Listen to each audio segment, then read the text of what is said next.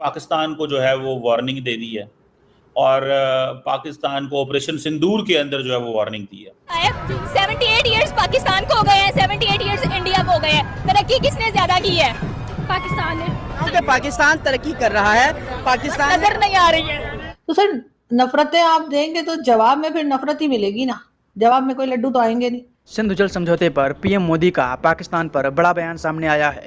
PM Modi ने लाल किले से पाकिस्तान के न्यूक्लियर ब्लैकमेल और ऑपरेशन सिंदूर और साथ ही सिंधु जल समझौते पर बहुत कुछ बोला है। हमारा पासपोर्ट भी गिरा हुआ, हम भी गिरे हुए, सारा कुछ अजीब है।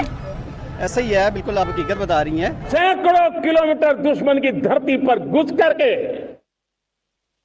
आतंकी हेडक्वार्टर्स को मिट्टी में मिला दिया। मुनीर ने कहा था कि जिन बांधों के जरिए भारत पाकिस्तान का पानी रोकेगा, हम उन बांधों पर 10 मिसाइलों से हमला कर देंगे। इंडिया चौथी बड़ी इकोनॉमी है, पाकिस्तान इकोनॉमी के कौन से नंबर पर आ रहा है? पहले 50 में, पहले 10 में या पहले 5 में? पाकिस्तान इनमें किसी में भी नहीं आ रहा। किसी में भी नहीं आ रहा। 22 तारीख के बाद हमने हमारे सेना को खुली छूट दे दी।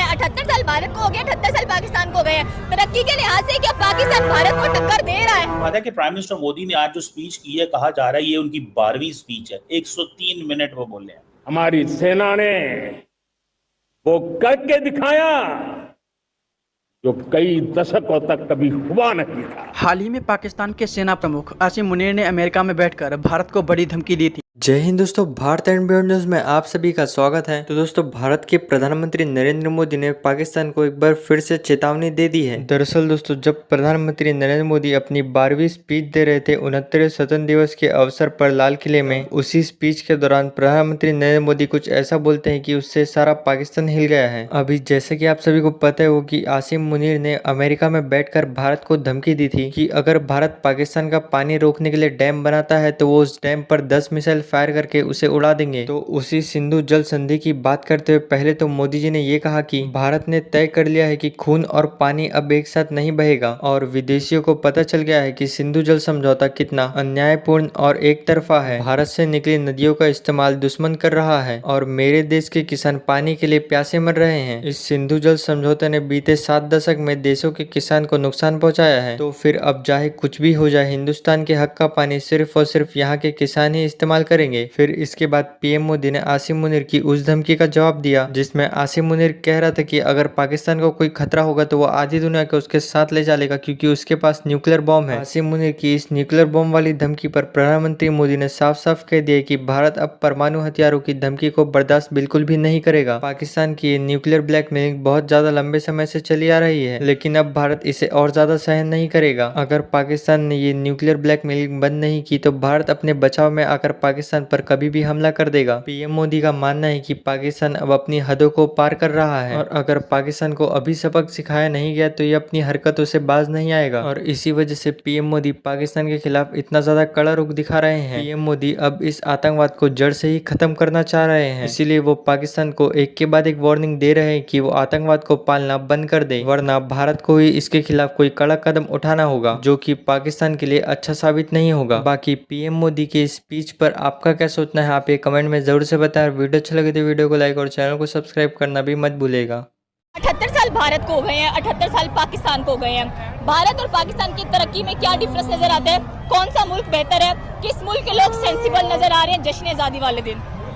जश्न आजादी वाले दिन तो एक डिफरेंट है। पहले मैं आपके पहले सवाल का जवाब दूंगा। 78 साल हो गए पाकिस्तान को और 78 साल हो गए भारत को।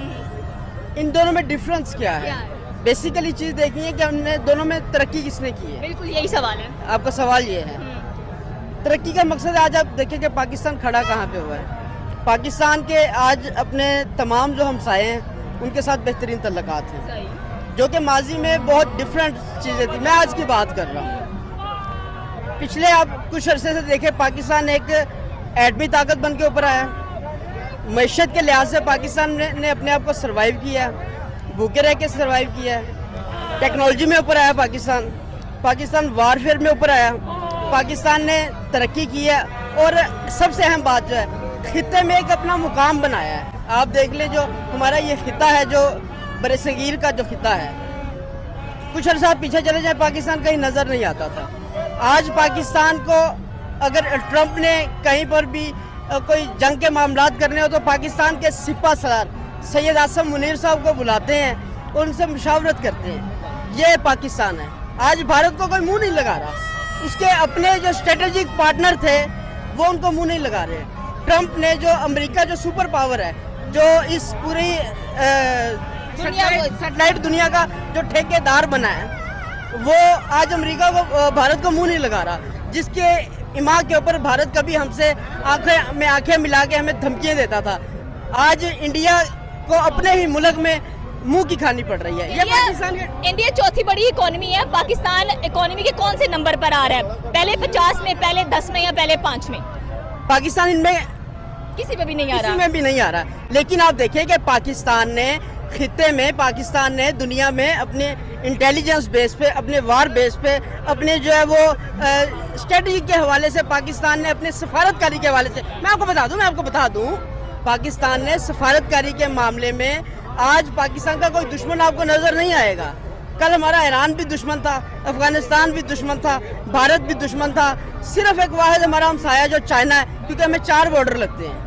ठीक है, सिर्फ चाइना तो लूट रहा है जी। चाइना तो लूट रहा है पाकिस्तान को। कैसे लूट रहा है? आपके मुल्क में देखें, मैं आपको बताता हूँ, आपके मुल्क में देखें कौन सी ऐसी चीज है। आपका ये अपना माइक जो है ये भी मेड इन चाइना है। ठीक है, आपका अपना जो माइक है ये भी मेड इन चाइना है।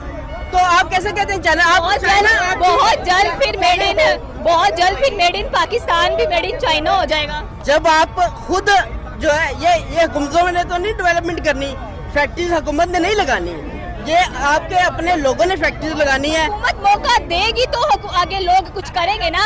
आपने बात की है कि भारत को कोई मुंह नहीं लगाता। टेस्ला, एलन मस्क की सबसे बड़ी कार कंपनी इलेक्ट्रिक की अगर बात की जाए तो इंडिया में शोरूम ओपन किया हुआ है मुंबई के अंदर। 78 साल हो गए हैं भारत को, पाकिस्तान से उसका रुपया भी आ गया, पाकिस्तान से इकोनॉमी भी आ गया है, पाकिस्तान में इन्वेस्टमेंट से भी आगे जा रहा है। हम कहते हैं जंग जीत लिए काफी है, एटमी ताकत बन गए हैं काफी है।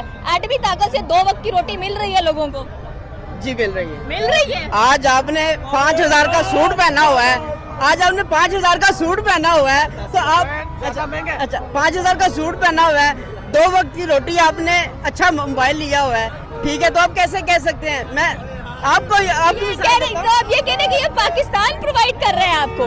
पाकिस्तान नहीं, आप सेल्फ, जब आपके पास मौके हैं, आपके पास इतने मौके हैं कि तो खुद बनाए जा रहे हैं ना मौके। यही आपसे कहने की गुजारिश कर रहा हूँ, मैं आपसे इल्तमास कर रहा हूँ कि पाकिस्तान तरक्की कर रहा है। पाकिस्तान नजर नहीं आ रही है। ये शायद सवाल हमारा बड़ा सिंपल सा है। 78 इयर्स पाकिस्तान को हो गए हैं, 78 इयर्स इंडिया को हो गए हैं। तरक्की किसने ज्यादा की है? पाकिस्तान ने तरक्की की है। यस। कैसे? वो दिख रही है सब, ये देखिए ना इधर, ये तरक्की है, ये बदमाशी हो रही है इधर। हमारे यहाँ इसी को तरक्की कहते हैं। इन्होंने अभी कहा है कि चारों तरफ कैमरा घुमाइए और पता चलेगा कि ये तरक्की हुई है इनके अकॉर्डिंग, ये तरक्की बेस्ट है। नहीं, मैं अभी अपने भाई को कह रही थी ना, देखे ना ये यहाँ कायदे आजम तो होता तो कहता है, शर्मिंदा हो जाता बेचारा। ये देखिए ये लोग क्या कर रहे हैं। मतलब आप कह रही है कायदे आजम भी शर्मिंदा हो जाते हैं कि क्या कर रहे हैं यहाँ पर लोग, ढोल बजा रहे हैं, बाजे बजा रहे हैं, एक दूसरे को छेड़ा-छाड़ी चल रही है। और ये 14 अगस्त है। जी हाँ, यही देखिए ना, ये हाल है आवाम का। हमारी किसी ने सवाल नहीं किया हुकूमत से कि तरक्की क्या होनी चाहिए, किसी ने सवाल नहीं किया है कि इकोनॉमी कहाँ जा रही है, बस जंग जीत लिए काफी है। जी यही बात है ना, यहाँ के लोगों को कोई अक्ल नहीं है कि क्या करना है। अब आज के दिन खुशी मना लेंगे, बाकी कोई तरक्की की नहीं है। आज के दिन सिर्फ खुशी मना लेंगे, फिर गवर्नमेंट को गालियाँ देंगे।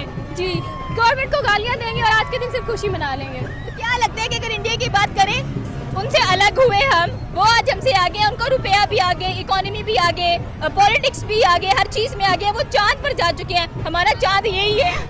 जी, हमारी आवाम के लिए यही चांद है। सब कुछ चीन तक जा चुके हैं, चीन तक हमारी पहुंच चीन तक है। हमने सब कुछ उससे लेना है, खुद कुछ नहीं करना। बस यहाँ चीन है या अमेरिका है? वहाँ अमेरिका, हमारा चीन है। अमेरिका हमें मुंह कम लगाता है, चीन हमें मुंह जल्दी लगा लेता है, तो इसलिए हम हर चीज चीन से ले लेते हैं बस।